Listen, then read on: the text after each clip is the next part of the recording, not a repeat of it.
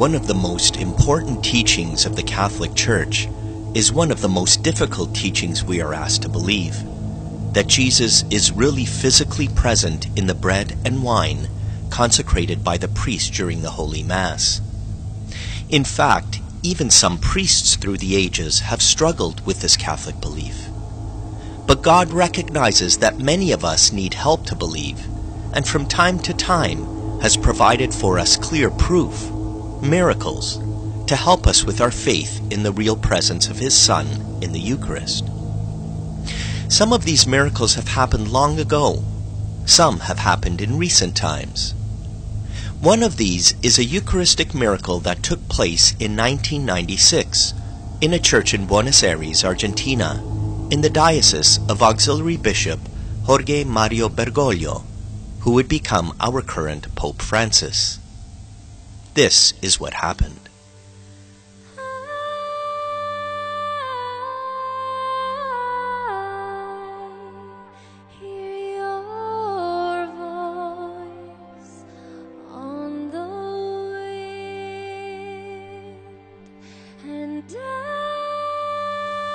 At 7 o'clock on the evening of August 18, 1996, Father Alejandro Pezet was saying Holy Mass at St. Mary Catholic Church in the center of Buenos Aires.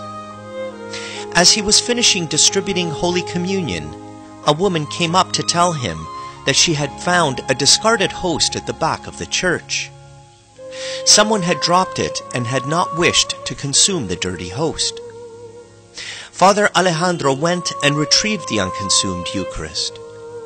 As is the practice in these situations, he placed it in a container of water and put it away in the tabernacle to sit so that it could dissolve. Father Alejandro knew that in several days the Eucharist would dissolve, and he would be able to respectfully dispose of it by watering a plant with the water.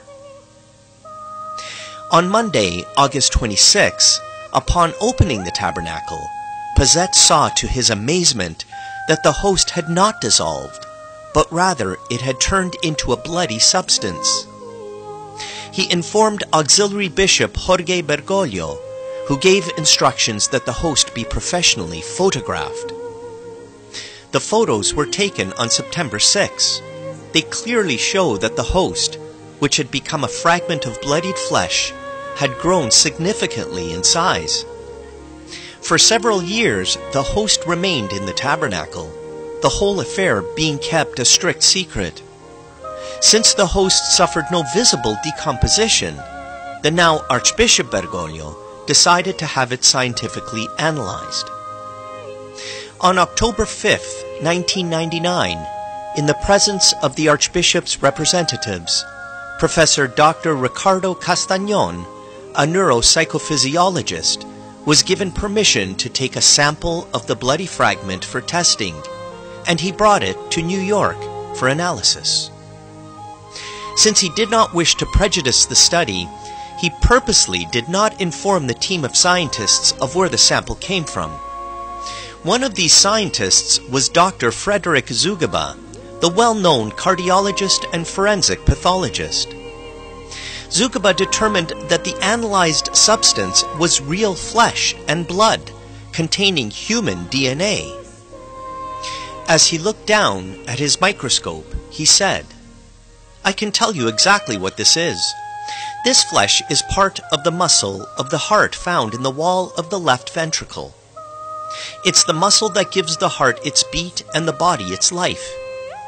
I can see infiltrated through this tissue white blood cells, and that tells me two things.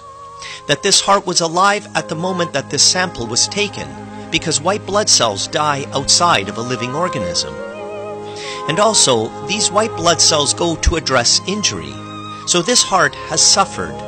This is the sort of thing I see in patients that have been beaten about the chest." Two Australians, journalist Mike Willesee and lawyer Ron Tesorero, involved in the investigations, also witnessed these tests. Knowing where the sample had come from, they were dumbfounded by Dr. Zugaba's testimony. Mike Willesee asked the scientist how long the white blood cells would have remained alive if they had come from a piece of human tissue which had been kept in water. They would have ceased to exist in a matter of minutes, Dr. Zugaba replied. The journalist then told the doctor that the source of the sample had first been kept in ordinary water for a month, and then for another 3 years in a container of distilled water. Only then had the sample been taken for analysis. Dr. Zugaba was at a loss to account for this fact. There was no way of explaining it scientifically, he stated. Only then did Mike Willesee inform Dr. Zugaba that the analyzed sample came from a consecrated host, white, unleavened bread, that had mysteriously turned into bloody human flesh. Amazed by this information, Dr. Zugaba replied, "How and why a consecrated host would change its character and become living human flesh and blood will remain an inexplicable mystery to science, a mystery totally beyond her competence." Then Dr. Ricardo Castañón arranged to have the lab reports from the Buenos Aires miracle compared to the lab reports on a relic from a similar miracle that took place in Lanciano, Italy over 1200 years ago, again without revealing the origin of the test samples. The experts making the comparison concluded that the two lab reports must have originated from test samples obtained from the same person. They further reported that both samples revealed an AB positive blood type. They are all characteristic of a man who was born and lived in the Middle East region. How can the events of the miracle of Buenos Aires be explained? Only faith in the extraordinary action of a God provides the reasonable answer.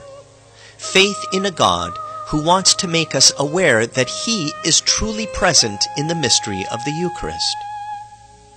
As a result of his investigation of this and other miracles, Dr. Ricardo Castañón, who was a staunch atheist much of his life, converted to Catholicism. Whenever you receive communion, may the miracle of Buenos Aires help to remind you of the awesome miracle and sacrifice of Christ in the Eucharist. Allow Him to nourish you with His presence.